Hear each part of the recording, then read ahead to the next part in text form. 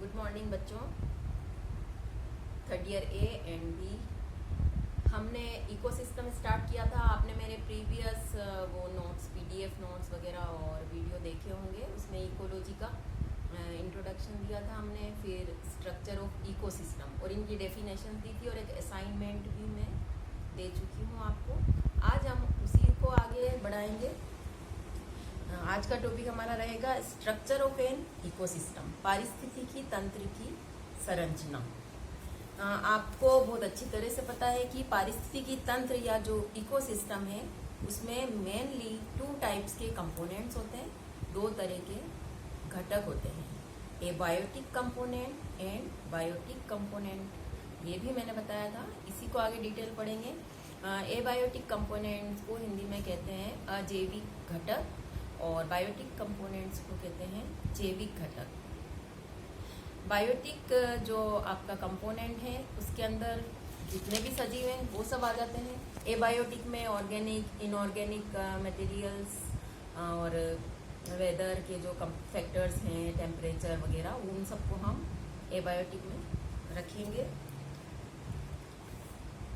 बहुत सारे एग्जाम्पल, ये आपका असाइनमेंट है, आप एक लिस्ट बना के रखेंगे आज की डेट में अपने पास कि एबायोटिक कंपोनेंट क्या क्या हो सकते हैं और बायोटिक कंपोनेंट क्या क्या हो सकते हैं।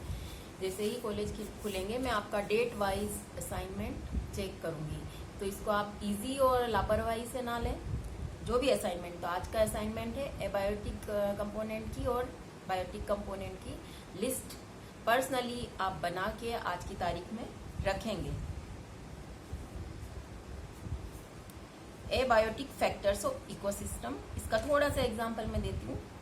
जैसे सारी गैसेस, तो आप गैसेस के नाम आप लिखेंगे। और वातावरणीय कंपोनेंट जिन्हें भौतिक घटक अलग से हम कह सकते हैं। तीसरा कंपोनेंट कह सकते हैं फिजिकल कंपोनेंट या भौतिक घटक, जिसमें प्रकाश, तापमान, आर्द्रता यानी ह्यूमिडिटी, लाइट, टेम्परेचर, ये सब आता है। और भी कुछ रह गए हैं, वो आपको सोच समझ के बताने हैं और असाइनमेंट में करने हैं। Now biotic component of ecosystem, इसमें समस्त जीवित घटक या सजीव, लिविंग थिंग्स, लिविंग ऑर्गेनिजम्स आते हैं, चाहे वो छोटे से जीव प्रोटोजोन से लेकर महामानव, जो भी डेवलप्ड कॉर्डेट्स हैं वो सभी इसमें आ जाते हैं। और उनकी जो स्पीशीज है, कुछ टर्म्स हैं जो आप नोट करना खास करके, जैसे जातियां समूह में रहती हैं और उसे हम क्या कहते हैं, समष्टि। समष्टि पॉपुलेशन, ये बार बार रिपीट होंगे ये शब्द इनके, इसलिए इनकी डेफिनेशंस आप याद कर लेना। जातियां, सजीव की जातियां होती है, जातियां समूहों में रहती हैं और समूह को समष्टि या पॉपुलेशन कहते हैं। एक ही जाति के समूह को उस जाति की समष्टि कहते हैं। जैसे फॉर एग्जाम्पल आम का बाग, तो उसमें आम ही आम होते हैं। हिरणों का झुंड, तो उसमें हिरण ही हिरण होते हैं। तो क्या हो गई, ये एक समष्टि हो गई या पॉपुलेशन, इसे हम कह सकते हैं। जब अलग अलग समष्टियां मिलकर एक जगह पर रहेंगे, एक स्थान विशेष पर या स्पेसिफिक प्लेस पर अलग अलग पॉपुलेशन रह रही होती हैं, तो वो कहलाती है कम्युनिटी। हिंदी में कहेंगे इसको समुदाय। तो ये भी आपका असाइनमेंट है, समष्टि या पॉपुलेशन किसे कहते हैं और समुदाय या कम्युनिटी किसे कहते हैं, मैं बता चुकी हूं, आप रिपीट करके सुन लीजिएगा। अब जहां पर कम्युनिटी रह रही हैं, समष्टियां रह रही हैं, उनका आपस में अन्योन्य क्रियाएं या परस्पर उनकी रिलेशंस होते हैं, एक दूसरे पर वो निर्भर करते हैं और प्राकृतिक संतुलन इस इकोसिस्टम का बना रहता है। अब हम इसमें आगे बढ़ते हैं। पारिस्थितिकी तंत्र में हमने जैविक और अजैविक घटक देख लिए। फिर आपके आते हैं फूड चेन्स वगैरह के बारे में आपने पढ़ा होगा। तो उसमें नंबर 1 पर जो कंपोनेंट आता था फूड चेन का, खाद्य श्रृंखला का, वो होता है उत्पादक जीव या प्रोड्यूसर, जिसे कहते हैं इंग्लिश में उत्पादक जीव। अब आप सोचिए क्या होते हैं उत्पादक जीव, जो स्वयं का भोजन खुद बना लेते हैं, स्वपोषी या ऑटोट्रोफिक लिविंग ऑर्गेनिज्म, जो कि ऑल ग्रीन प्लांट्स उसमें आते हैं, क्योंकि उसमें हरित लवक या क्लोरोप्लास्ट या क्लोरोफिल युक्त जो हरित लवक है वो प्रेजेंट होता है, और वो प्रकाश और प्रकाश की उपस्थिति में, और पानी उसको चाहिए होता है H2 एंड सनलाइट, तो फोटोसिंथेसिस की प्रोसीजर होती है वहाँ पे, और वो हरित लवक के साथ मिलकर अपना भोजन खुद बना लेता है, जो कि स्टार्च होती है। अब ये तो हो गया उत्पादक। तो खाद्य श्रृंखला का प्रथम घटक क्या हो गया? उत्पादक जीव, जैसे कि घास, पेड़ पौधे जो कि हरे हैं, इन्होंने खुद का भोजन खुद बना लिया। एटीपी के रूप में ये होता है, स्टार्च या ऊर्जा, और इसका उपभोग करने वाले समस्त जीव कहलाते हैं उपभोक्ता या कंज्यूमर। तो कंज्यूमर को हम फिर अगेन इनको फिर क्लासिफाई करते हैं, जैसे कि primary consumer, secondary consumer, tertiary consumer. प्राथमिक उपभोक्ता, द्वितीयक उपभोक्ता और तृतीयक उपभोक्ता। प्राथमिक उपभोक्ता कौन होंगे? समस्त शाकाहारी जंतु, क्योंकि वो घास पर, पेड़ पौधों पर डिपेंड करते हैं। तो इनकी भी आपको ये असाइनमेंट है, लिस्ट बनानी है कि प्राइमरी कंज्यूमर कौन कौन से होते हैं। नाउ सेकेंडरी कंज्यूमर या द्वितीयक उपभोक्ता। द्वितीयक उपभोक्ता वो होते हैं जो शाकाहारी जीवों पर निर्भर करते हैं, यानी कि छोटे छोटे घास कुतरने वाले जीवों को जो खाते हैं। अब आप इसकी भी लिस्ट बनाइएगा। फिर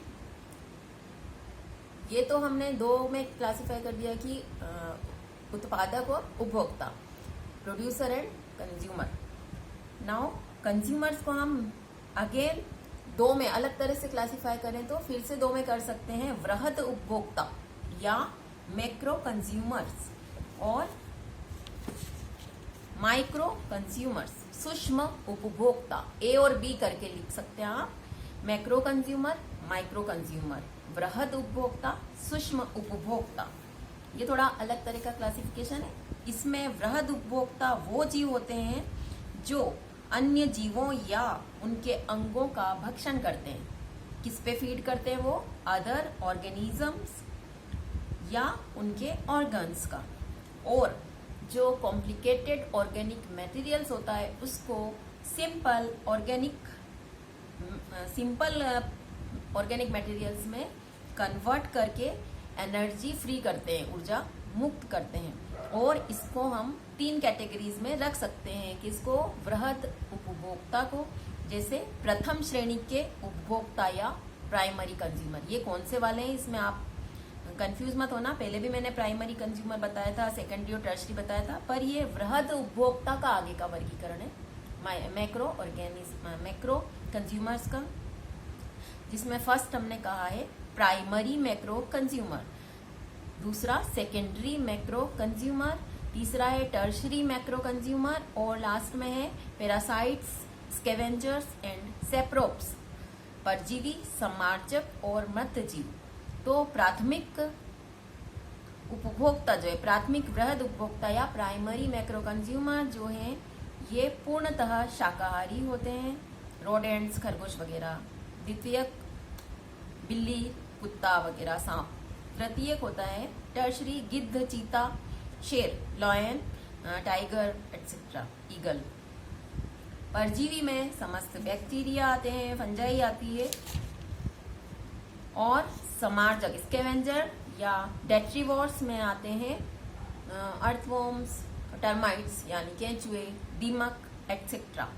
अब है सूक्ष्म उपभोक्ता, माइक्रो कंज्यूमर। ये डिकम्पोजर्स होते हैं जो खाद्य पदार्थ का रूप बदल देते हैं, काम में आने लायक उसको, सड़े गले जो मृत सड़े गले खाद्य पदार्थ हैं उनका रूप बदलकर उसको यूजफुल बना देते हैं। खाद या फर्टिलाइजर भी इसी का एक एग्जाम्पल है। इसमें एक्टिनोमाइसिटीज कवक या फंजाई जिसे कहते हैं, एक्टिनोमाइसिटीज, फंजाई और बैक्टीरिया आते हैं। तो आज का आपका ये चैप्टर था, इसे अच्छे से सुनिए और इसमें जो असाइनमेंट दिए हैं वो करिए। नेक्स्ट हम देखेंगे फंक्शनिंग ऑफ इकोसिस्टम, कोई भी पारिस्थितिकी तंत्र की कार्य प्रणाली क्या होती है, उसमें एनर्जी फ्लो किस तरह होता है, यानी पारिस्थितिकी तंत्र में ऊर्जा प्रवाह कैसे होता है, और उसमें क्या ट्रॉफिक लेवल्स हैं, यानी पोषण स्तर क्या है, और कुछ फूड चेन्स के हम एग्जाम्पल देखेंगे।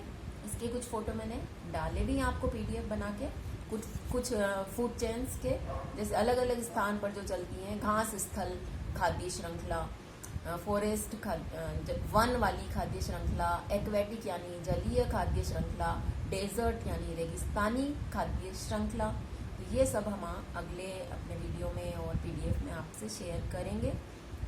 इस जो भी हम वीडियो डालते हैं, PDF डालते हैं, उसको आप इजी ना लें। ये हम बहुत मेहनत से आपके लिए एफर्ट्स कर रहे हैं। तो आपकी पढ़ाई ऑनलाइन जारी रहनी चाहिए, क्योंकि आपका फ्यूचर आपके हाथ में है। ये टाइम निकल जाएगा, वापस आपके हाथ में नहीं आएगा। तो be serious and attentive. Okay.